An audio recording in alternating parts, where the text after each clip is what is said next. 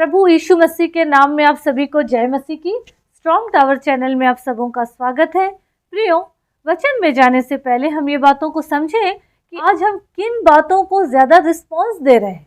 कभी हमने ये सोचा है कि आने वाला समय कितना भयानक है? आज का जनरेशन, आज का युग कितना भटका हुआ है। क्यों भटका हुआ है? किस चीज़ के पीछे भाग रहा है? कभी हमने इन बातों पे गौर किए हैं क्या? आज जीवन बच नहीं रहा है, बर्बाद हो रहा है। आज लोग अपने प्रभु को छोड़कर इधर उधर भटक रहे हैं। शांति नहीं मिल रही है। कुछ पल का शांति है, कुछ पल की सुकून है, बस उसके बाद फिर वही अंधकार का जिंदगी, फिर वही आंसू, दुख, कष्ट, शोक ही शोक। प्रियो, हमको समझना है कि आज परमेश्वर का वचन हमसे क्या बोल रहा है। क्या प्रभु हमसे खुश हैं? क्या परमेश्वर हम मानव जाति के व्यवहार से खुश हैं? क्या परमेश्वर पिता जिन्होंने हमको इस दुनिया में भेजे हैं, क्या वो हमारे जीवन से प्रसन्न हैं या नहीं है? आइए यशायाह 2 अध्याय हम 2 पद से देखें। अंत के दिनों में ऐसा होगा कि यहोवा के भवन का पर्वत सब पहाड़ों पर दृढ़ किया जाएगा और सब पहाड़ियों से अधिक ऊंचा किया जाएगा और हर एक जाति के लोग धारा के समान उसकी ओर चलेंगे। कि आज जितने इधर उधर भाग रहे हैं, कोई इसके पीछे, कोई उसके पीछे, कोई उसके पीछे, किसी का किसी पे भरोसा, किसी का किसी पे भरोसा, किसी का किसी पे भरोसा, सब अपने अपने विश्वास को बांट के रखे हैं। लेकिन वचन क्या कह रहा है कि यहोवा के भवन का पर्वत। आज जो लोग अपने आप को बहुत ऊंचा समझ रहे हैं, आज जो लोग किसी भी चीज़ों को, किसी भी बातों को, किसी भी चीज़ों को बहुत ऊंचाई पे उठा के रखे हुए हैं कि यही हमारा सब कुछ है, यही हमारा रचनाकार है, यही हमारा सब कुछ है। तो प्रियो, वचन कहता है कि यहोवा के भवन का पर्वत सब पहाड़ों पर दृढ़ किया जाएगा। आने वाले समय में परमेश्वर प्रभु यीशु मसीह को जब भेजेंगे पृथ्वी में न्याय के लिए, तो उस समय सिर्फ वही एक पर्वत दिखाई देंगे। चारों तरफ जो अपना अपना लेके बैठे हैं कि ये सबसे ऊंचा है, ये सबसे बड़ा है, वचन क्या कह रहा है? वो सब कुछ नीचा किया जाएगा। आगे वचन कहता है, अगर हम 6वें पद से पढ़ेंगे, आज लोग अपने सोने चांदी से बनी हुई चीजों पे मन लगाए हुए हैं, उसी के पीछे भाग रहे हैं, पर सच्चाई से वो मुंह मोड़ रहे हैं। लेकिन वचन कहता है कि जो कुछ वो अपने हाथों से बनाते हैं, उसी के पीछे मन लगाते हैं। आगे लिखा है, अगर हम 11 पद में पढ़ेंगे तो वचन कहता है, क्योंकि आदमियों की घमंड भरी आंखें नीचे की जाएंगी और मनुष्य का घमंड दूर किया जाएगा और उस दिन केवल यहोवा ही ऊंचे पर विराजमान होगा।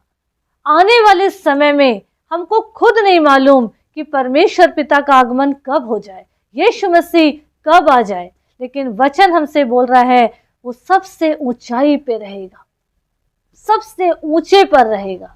और जब वो पल आएगा तो वचन कहता है आगे 12 पद में, क्योंकि सेनाओं के यहोवा का दिन सब घमंडियों और ऊंची गर्दन वालों पर और उन्नति से फूलने वालों पर आएगा और वे झुकाए जाएंगे।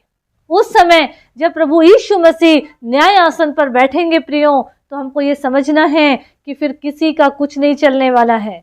हर एक चीजें जिस पे हमने मन लगाया, घमंड किया, चाहे वो सोने की हो, चांदी की हो, बहुमूल्य हो, वो सब चीज नष्ट हो जाएगी। सारी बातों पे वही सबसे ऊंचाई पे रहेंगे।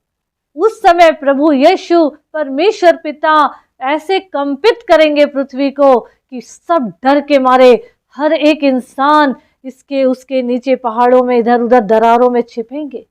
क्योंकि जब तक समय दिया गया, लोगों ने दूसरों चीजों पे मन लगाया, लोगों ने सोने चांदी की चीजों पे मन लगाया, उसी को उन्होंने ईश्वर मान के उसके पीछे ही चलते रहे और सच्चाई से उन्होंने मुंह मोड़ा। एक समय ऐसा आएगा कि वो अपनी ये सारी बहुमूल्य चीजों को, सब कुछ खुद ही अपने हाथों से नष्ट कर देंगे। एक समय ऐसा आने वाला है, और कब आएगा इस प्रभु खुदा को मालूम है, गॉड जानते हैं। वचन कहता है जो गलत है उसी पे लोग मन लगा रहे हैं, उसी के पीछे लोग भाग रहे हैं। आज जिस चीज को वचन झुटला रहा है, आज जिस चीज को वचन मना कर रहा है वो चीजों पे ही लोग मन लगा रहे हैं।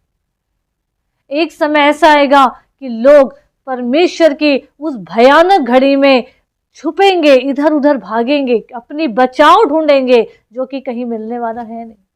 आगे यशायाह 2 अध्याय उसका 22 पद में लिखा है कि जो चीजों के लिए मना किया गया है लोग उसी के पीछे भाग रहे हैं, लोग उसी बातों पे मन लगाए हुए हैं जिस पर खुदा ने मना किया है। वचन मना करती है जिन बातों को, जो लोग उस पे मन लगाए हैं, तो ऐसों से दूर रहना है, ऐसों से परे रहना है। जो शरीर के लिए और जो लोग इस संसार के पीछे पड़े हुए हैं, संसार के चीजों पे मन लगाए हुए हैं, उन लोगों से हमको दूर रहना है।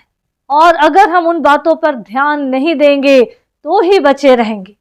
हमें ध्यान देना है तो सिर्फ परमेश्वर की बातों में, प्रभु की आज्ञाओं में हमें रहना है बस। मनुष्य को प्रसन्न करने वाली बातें हमको अपने जीवन से अलग करना है, क्योंकि मनुष्य कभी किसी मनुष्य को खुश नहीं कर सकता, क्योंकि मनुष्य कभी तृप्त हो ही नहीं सकता, क्योंकि मनुष्य को सिर्फ और ही चाहिए। उसको सिर्फ चाहिए अच्छा अच्छा चाहिए। मनुष्य को कभी खुश नहीं किया जा सकता है प्रियो। हमको सिर्फ प्रभु पर ध्यान देना है। दूसरे पद में लिखा है कि यहोवा के भवन का पर्वत सारे पहाड़ियों पर दृढ़ किया जाएगा। सबसे ऊपर प्रभु यीशु मसीह ही रहेंगे, जो कि न्याय आसन पर बैठे होंगे। फिर कोई सुनवाई नहीं होगी, सिर्फ न्याय होगा प्रियो। इसीलिए अपने जीवन को तैयार करिए। परखने की आत्मा हमको प्रभु से मांगना है, क्या सही है क्या गलत है। आज वचन हमारे पास है, उस पे धूल जमने के लिए नहीं दिया गया है, पर उसको पढ़ना है, उस पे अमल करना है। कुछ वक्त के बाद वो वचन हमें नहीं मिलेगा। जब हम ढूंढेंगे उस समय बहुत देर हो जाएगी। तब तक हमारा नाम नर्क की पुस्तक में वहां लिख चुका होगा। कहीं ऐसा ना हो कि हम सिंहासन के सामने प्रभु के खड़े होने के लायक भी ना रहें और प्रभु बिना न्याय के हमें नर्क में डाल दे। अपने जीवन को बदलना है, हर पल अपने जीवन को बदलना है और प्रभु के साथ साथ आगे बढ़ना है प्रियो। प्रभु के आगमन के लिए अपने जीवन को तैयार करिए। पूरे श्रृंगार के साथ, पूरे सजावट के साथ प्रभु के साथ खड़े होने के लायक अपने जीवन को बनाना है। हीरे मोती सोने चांदी से नहीं, पर अच्छाई से, भलाई से और अच्छे चाल चलन से, पवित्रता के साथ शोभायमान होकर हमको प्रभु के लिए तैयार होना है। प्रियो, अपने जीवन को तैयार करिए ताकि जब प्रभु यीशु मसीह हमारा दुल्हा आए तो हम दुल्हन कलीसिया उसके साथ जाने के लिए तैयार रहे। ये सारी उलझाने वाली बातों से अपने जीवन को बचा कर चलिए। प्रभु की महिमा का कारण बनिए और प्रभु के डर भय में अपने जीवन को गुजारिए, ताकि आने वाले समय में हमारा जीवन प्रभु के महिमा के योग्य बन सके। प्रभु यीशु मसीह इस वचन के द्वारा हम सबों को बहुतायत की आशीष दे। आमीन आमीन।